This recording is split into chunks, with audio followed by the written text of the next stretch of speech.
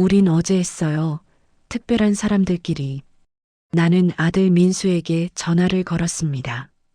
결혼식 몇 시니? 엄마가 미리 가서 자리 잡아야지. 그때 수화기 너머로 며느리 서연의 목소리가 섞였습니다. 그리고 서연은 내게 직접 말했습니다. 마치 내 표정을 보고 싶다는 듯 민수의 휴대폰 스피커를 켠 채로 어머니, 저희 어제 이미 혼인신고했어요. 가족끼리 조용히 했어요. 특별한 분들만 모셨거든요. 특별한 분들. 그 단어가 내 심장을 툭 쳤습니다. 나는 지난 3년 동안 민수와 서연의 전세 이자와 월세, 카드값이 밀릴 때마다 메워준 돈, 냉장고가 비었다는 말에 보낸 장보기, 비용, 신혼집에 들어간 가구값까지 다 기억합니다. 내 통장에서 빠져나간 건 돈만이 아니었습니다. 내 자존심도 함께 빠져나갔습니다. 옷장 한쪽엔 내가 사둔 한복이 있었습니다. 결혼식에서 예쁘게 입고 사진을 찍을 거라 생각하며 고른 옅은 분홍색 저고리. 하지만 나는 그 사진에 없었습니다. 나는 특별한 사람이 아니었습니다. 전화를 끊고 한참을 멍하니 앉아 있었습니다. 거실 창밖으로 겨울 햇살이 들어왔습니다. 먼지가 빗속에서 천천히 떠다녔습니다. 민수를 낳던 날이 떠올랐습니다. 28배 나는 산부인과 침대에 혼자 누워 있었습니다. 남편은 출장이라며 오지 않았습니다. 진통이 밀려올 때마다 손에 든 수건을 꽉 쥐었습니다. 간호사가 보호자는요? 하고 물었지만 나는 고개를 저었습니다. 민수가 세상에 나왔을 때 나는 그 아이가 내 전부라고 생각했습니다. 남편은 민수가 3살 때 떠났습니다. 다른 여자가 있다는 말도 이혼 사유도 없었습니다. 그냥 사라졌습니다. 통장에서 돈이 빠져나간 걸 보고서야 알았습니다. 그는 전 재산을 빼돌려 갔습니다. 나는 공장에 다녔습니다. 아침 6시에 나가서 저녁 9시에 돌아왔습니다. 민수는 동네 슈퍼 할머니 댁에 맡겨졌습니다. 주말엔 시장 좌판에서 나무를 팔았습니다. 손등이 트고 허리가 끊어질 것 같았지만 민수만 보면 견딜 수 있었습니다. 민수는 말수가 적은 아이였습니다. 학교에서 돌아오면 혼자 방에 들어가 문을 닫았습니다. 저녁을 먹을 때도 고개를 숙이고 있었습니다.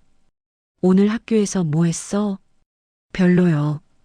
단답만 돌아왔습니다. 나는 그게 사춘기려니 했습니다. 민수가 대학에 합격했을 때 나는 등록금을 마련하느라 대출을 받았습니다. 졸업하고 취직했을 때는 기뻤습니다. 이제 조금 숨통이 트이겠구나 싶었습니다. 그런데 1년 뒤 민수가 서연을 데려왔습니다. 엄마, 이 사람이랑 결혼하려고요. 서연은 예뻤습니다. 하얀 피부에 긴 생머리, 밝게 웃으며 인사했습니다. 어머니, 잘 부탁드려요. 나는 그때 알았어야 했습니다. 서연의 눈이 내 집을 훑는 걸, 낡은 소파와 오래된 장롱을, 부엌의 금간 타일을. 서연의 부모님은 결혼식에 오지 않았습니다.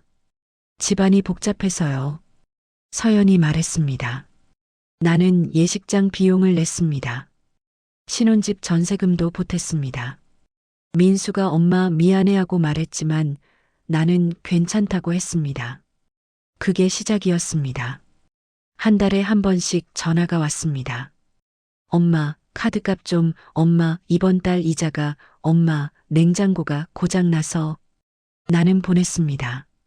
은행 앱을 열고 송금 버튼을 누를 때마다 손이 떨렸습니다. 하지만 민수가 힘들어할까봐 참았습니다. 그런데 오늘 특별한 분들만 모셨거든요. 나는 천천히 일어났습니다. 옷장을 열고 한복을 꺼냈습니다. 분홍색 저고리가 빛을 받아 반짝였습니다. 나는 그걸 쓰레기 봉투에 넣었습니다. 휴대폰 화면엔 민수에게서 온 문자가 떠 있었습니다. 엄마, 이해해줘. 서연이가 조용하게 하고 싶대. 나는 답장하지 않았습니다. 창밖에선 까마귀가 울었습니다. 겨울 하늘이 회색으로 물들어가고 있었습니다. 월세가 밀렸어요. 이번 주만요. 정확히 일주일 뒤 서연에게 전화가 왔습니다. 목소리는 완전히 달라져 있었습니다. 어머니, 큰일 났어요. 월세가 밀렸어요. 집주인이 이번 주까지 안 내면 나가라고 해서요. 어머니가 보내주시던 돈이 이번 달은 안 들어왔더라고요. 나는 잠깐 말이 없었습니다. 그동안 나는 늘 알았다로 끝냈습니다. 통장 열고 이체하고 미안하다는 말은 내가 했습니다. 엄마가 좀 더 도와줄게. 그게 모성이고 사랑이라고 믿었습니다. 하지만 그날은 달랐습니다. 나는 아주 조용히 말했습니다. 서연아, 나 특별한 사람만 돕는다고 하지 않았니? 침묵이 흘렀습니다. 수화기 너머로 서연이 숨쉬는 소리만 들렸습니다. 그 침묵이 내게는 처음으로 승리처럼 느껴졌습니다.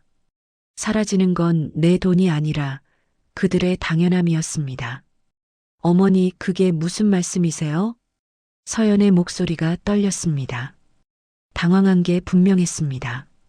내가 특별한 사람이 아니잖아. 결혼식에도 못 간 사람한테 왜 돈을 달라는 거니? 그건 민수 오빠가 어머니한테 설명 안 했어요? 저희가 조용하게 하고 싶었던 거지. 어머니를 빼려고 한 거지. 내가 말을 끊었습니다. 어머니, 서연이 목소리를 높였습니다. 그렇게 오해하시면 안 되죠. 저희도 어머니 생각했어요. 어머니가 힘드실까봐 조용히 한 거예요. 식장 비용도 아끼고. 그럼 그 아낀 돈은 어디 갔니? 네. 결혼식 안 하면 돈이 안 들잖아. 그 돈은 어디 썼어? 서연이 말을 더듬었습니다. 그건 신혼여행이랑 가구 좀 사고. 나는 웃음이 나왔습니다. 쓴웃음이었습니다. 신혼여행은 갔구나. 특별한 사람들끼리만. 어머니, 제발이요. 지금 그런 얘기할 때가 아니잖아요. 저희 정말 집에서 쫓겨나요. 민수 오빠도 요즘 회사에서 힘들어하는데. 그럼 민수한테 바꿔줘.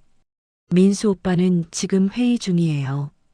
그럼 회의 끝나고 전화하라고 해. 나는 전화를 끊었습니다.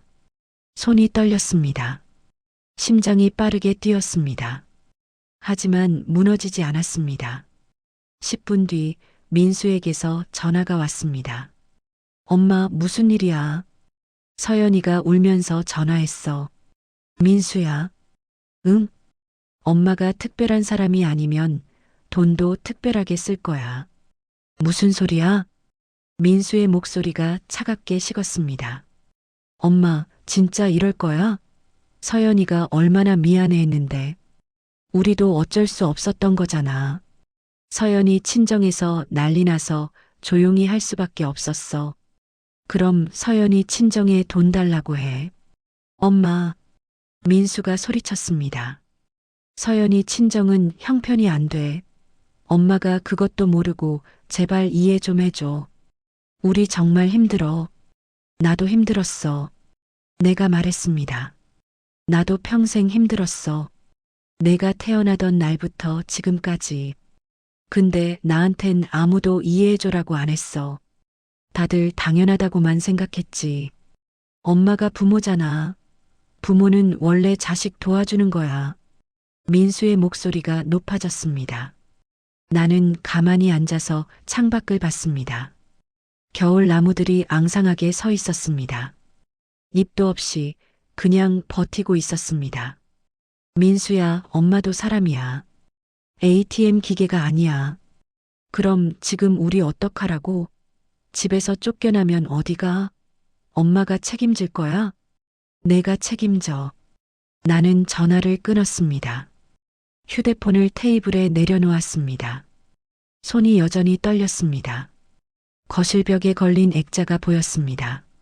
민수 초등학교 입학식 사진. 교복을 입은 민수가 내 손을 꼭 잡고 웃고 있었습니다. 그때는 내가 민수의 전부였습니다. 이제는 아니었습니다. 휴대폰이 다시 울렸습니다. 민수였습니다. 나는 받지 않았습니다. 2번, 3번, 4번 계속 울렸습니다. 나는 휴대폰 전원을 껐습니다. 그리고 책상 서랍을 열었습니다. 그 안엔 통장이 있었습니다.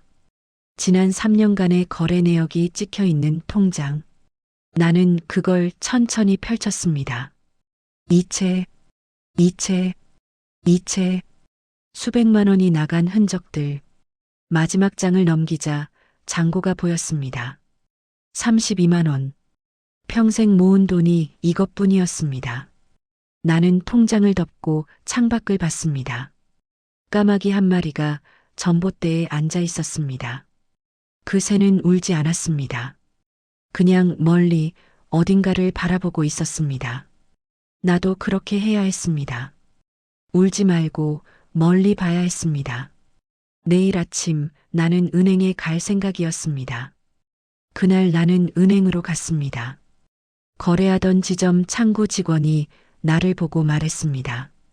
어머니, 또 오셨어요? 그 말이 너무 선명해서 웃음도 안 났습니다.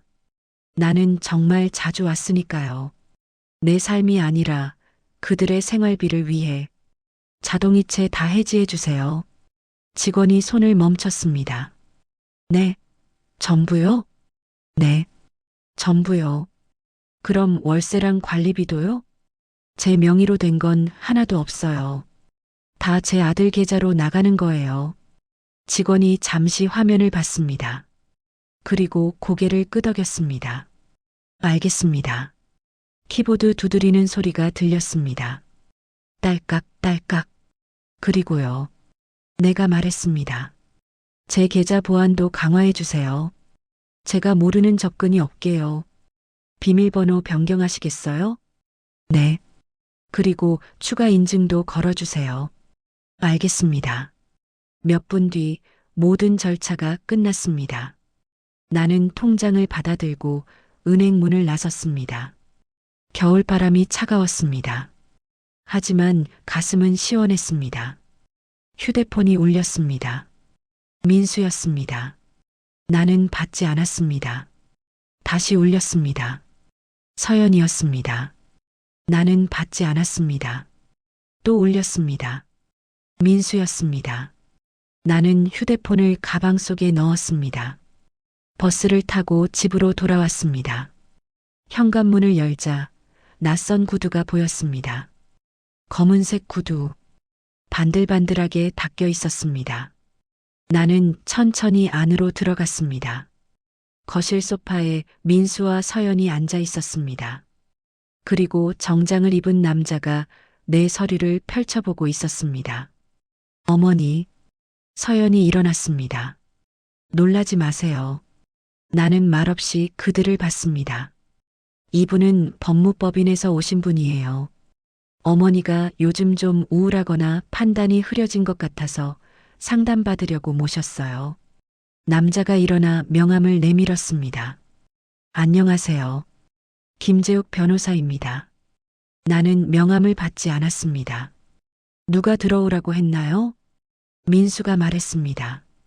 엄마 열쇠 있잖아. 전에 엄마가 준 거. 그건 비상용이었어요.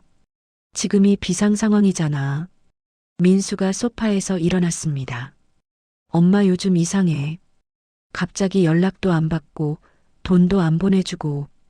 혹시 누가 꼬드겨서 그런 거 아니야? 아무도 안 꼬드겼어. 내가 말했습니다.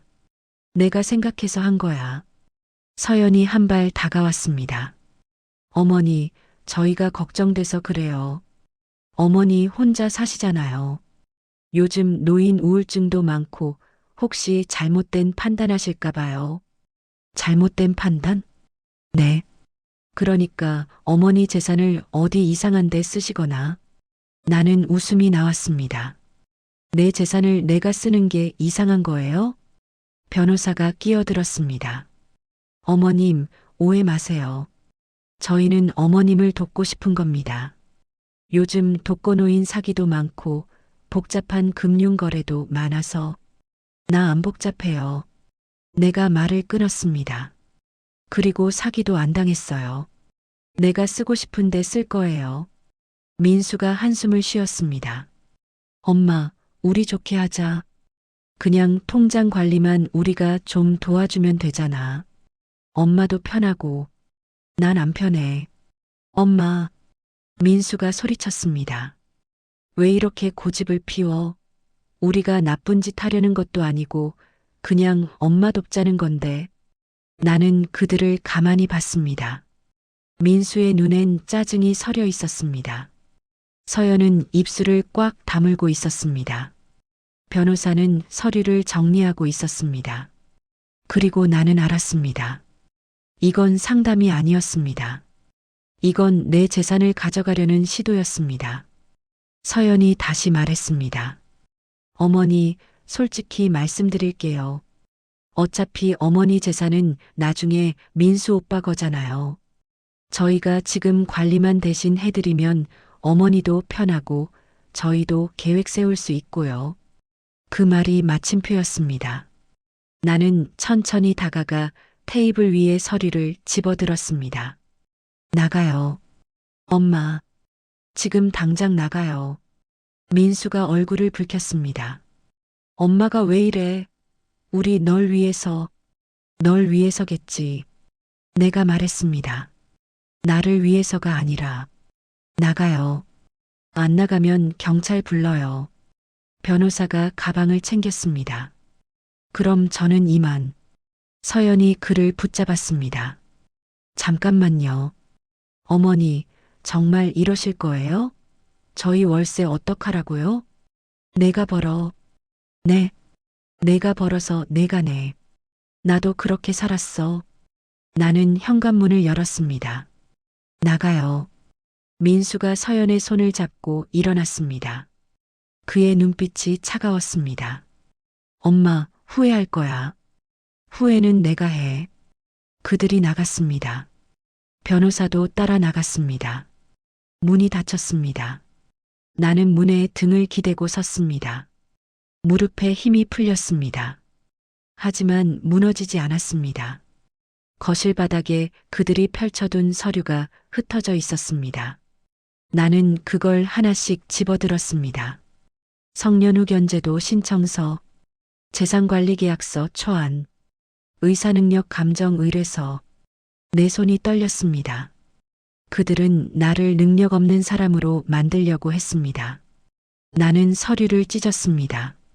하나하나 천천히. 그리고 쓰레기통에 넣었습니다. 창밖엔 어둠이 내리고 있었습니다. 나는 휴대폰을 꺼내 메모를 열었습니다. 그리고 적었습니다. 내일 할 일 현관 열쇠 교체. 그 다음 줄에 또 적었습니다. 변호사 상담 예약. 마지막 줄에 적었습니다.